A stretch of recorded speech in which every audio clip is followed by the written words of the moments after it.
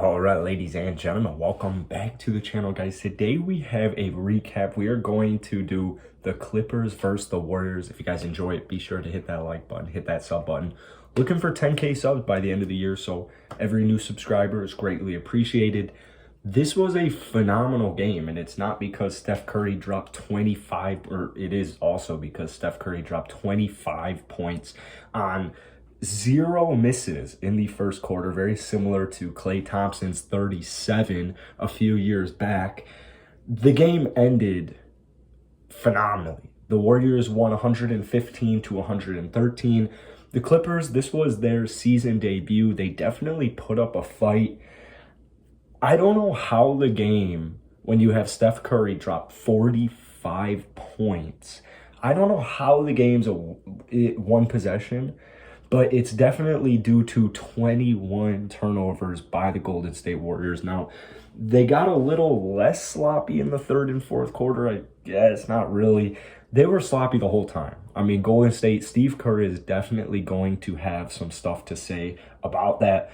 But in every other category, I mean, they shot 52% from the field, so everyone on the team was making their shots. They shot 48.4% from downtown, although keep in mind, Andrew Wiggins and Steph Curry were really like the only two Warriors players who are consistently making threes.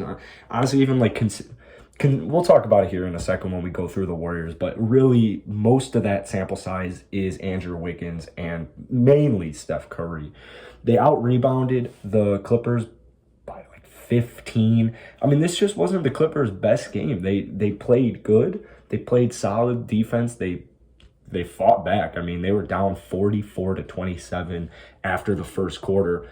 Crazy, 44 points in the first quarter for the Golden State Warriors, all thanks to Steph Curry. We'll take a look at the Clippers side. First off, Morris had a huge three in the fourth quarter, but other than that, I mean, offensively, he was pretty quiet. Not too bad defensively. I don't know what to think about this Clippers team. Like, they confuse me so much every single year. Are they going to be good? Are they going to be contenders? Like, or what's going to happen? Are they going to crumble? Are they going to stay healthy? Like, there's just so much about the Clippers that we don't know. It makes it kind of tough. So tonight, Paul George was really their top dog. Eric Bledsoe had a really impressive game. A couple of questionable shot selections in the end of the fourth quarter, but for the most part, he played good defense. He played good offense, high energy. He was all over the court. Eric Bledsoe finished 10 of 16 from the field for 22 points and 3 steals. So good game from Eric in his debut. Paul George, he was really feeling it. It seems like after the first quarter, something clicked in his head where he was like, I need to get going right now. And that's exactly what he did. Helped them score 40 points in the second quarter, but he finished 12 of 23 from the field, 5 of 11 from downtown for 29 points, 11 rebounds, 6 assists, and a steal. So Paul George is going to have to do a lot of that this season, unfortunately for himself, in these types of games. Kawhi Leonard, I know he's practicing, or I believe he's practicing right now. Hopefully he's back sometime this season. I know there's a bunch of question marks regarding him. There's just so much about this team that I don't know about. Now, Reggie Jackson, 4 of 19 tonight, 3 of 9 from downtown. He finished with 6 assists, 11 points. He's not going to do that bad every single night. I mean, 4 of 19, that is pretty much horrible. He was still taking confident, long, like deep shots. He was still attacking the rim through the entirety of the game, but specifically in the fourth quarter. I mean, we all know Reggie Jackson. We saw in this past postseason what got him paid. He's not afraid to shy away in the moment. He's not afraid. So I really like Reggie Jackson. He's got that dog mentality, but tonight he definitely was not on his game. Zubac's only 17 minutes for him tonight, 14 points, 3 rebounds. Zubac's is always one of those guys where I'm like, I know he's useful, but is he starting center useful? Is he championship caliber center useful? I don't think the answer is yes. Although, I mean, he's very solid, especially on that defensive end. Keep in mind, tonight, Paul George was the only Clipper starter in positive plus minus. So keep that in mind.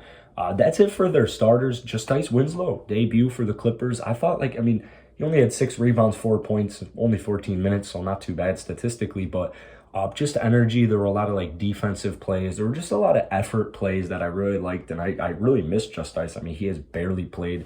Forget what they said. I think it was like 30 games played in the last 2 years. It was something horrible. Terrence Mann, he's an absolute dog. He got 39 minutes off of the bench tonight. He was pretty much in for Morris for most of the game, and Zubats 4 of 7 from the field, 2 of 4 from downtown, 7 rebounds, 11 points.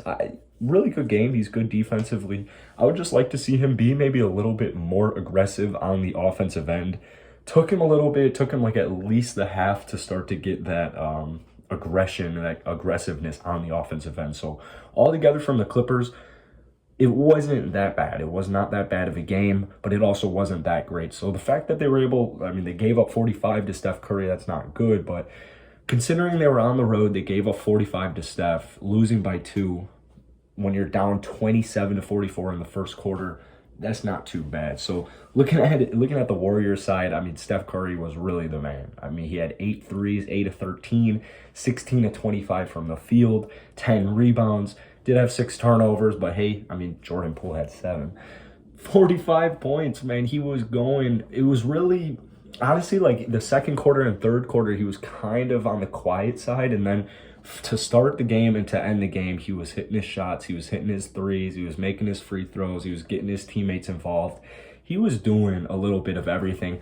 Kind of crazy that he only finished with 1 assist, but great game from Steph Curry. Next up, I think Wiggins probably had the second best game on the Warriors team. 3 of 6 from downtown, 6 of 15 from the field, not too bad. 6 rebounds, 3 assists, but he did finish with 17 points. Andrew Wiggins is going to be very vital for this team, especially once Klay Thompson comes back. I think Andrew Wiggins, his offensive production will go, like, honestly skyrocket that up. But Andrew Wiggins, he's poised for a breakout year. He's great defensively. He's good offensively. Steve Kerr is the perfect guy to coach him. This system, it looks like he's finally comfortable in it. And honestly, throwing a steal, throwing a block, like he is just... He's an all-around solid player, and I hope he gets that respect he deserves this year. I hope he continues to be on the rise. Kevon Looney got the start for only 14 minutes for him, though. 7 rebounds. Those were all 7 of them were huge. All 6 of his points were huge for him. I love Kevon Looney. We'll always love Kevon Looney. Jordan Poole, 25 minutes, only 4 of 14 from the field, 1 of 6 from downtown, 7 turnovers, only 9 points. It definitely wasn't Jordan Poole's night, but he was able to make up for it just in energy.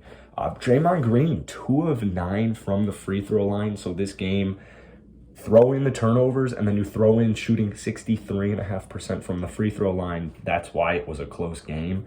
Draymond, I mean, he played good. He played great defense, 10 points, 6 rebounds, 7 assists, but 2 of 9 from the free throw line, that is a little concerning. It's like way worse than Anthony Davis, and I'd be concerned about Anthony Davis's free throws. So we'll monitor this situation. We'll monitor his free throws. Coming off the bench, Damian Lee started off ice cold, finished the game with a huge layup, finished the game with a huge 3. He ended in 29 minutes, big minutes for him tonight. Jordan Poole wasn't really feeling it. 3 of 8 from the field, 2 of 3 from downtown, had a couple of huge free throws, finished with 11 points, and then also threw in 2 assists. So Damian Lee, I mean, we saw it last year, but, the Warriors weren't really all that relevant until Steph came back. So they definitely see the use and value in Damian Lee. I know Warriors fans would agree with that. Like, I mean, he's just a dog. He's a dog. He's not afraid of the moment. He's going to take big shots, and he's expecting that ball to go in. So he's an all-around good player to have. Otto Porter Jr., cool. Really cool seeing him in a Warriors jersey, finally off of the Bulls. Thank goodness. He ended with 4 points, 7 rebounds, 2 assists. Just nice to see Otto be on this team. I know Kelly Oubre he wasn't really meshing with that system. So hopefully it's a little different with Otto Porter Jr. When healthy, he can provide really solid defense and some useful offense. So he was there. Andre Iguodala, he got hurt tonight. I believe he slipped on the court and fell and hurt his ass. So I don't know what's going on with that. Hopefully it's just like a bruise. There seems to be a ton of players just randomly slipping on the courts this season. So specifically tonight, I don't really know what's going on with that. Other than that, I mean, Iggy Jalika, he played pretty good, 6.6 rebounds, 3-5 from the field. That they definitely see the use in him. Altogether, though, a win's a win, right? Win is a win. So I believe this gets the Warriors to 2-0 now that they've beaten they've beaten the Clippers, they've beaten the Lakers. So Golden State isn't even fully healthy. They're missing a couple of key players, particularly James Wiseman. But that's going to be it for today. If you guys enjoy it, hit that like button, hit that sub button. It is greatly appreciated.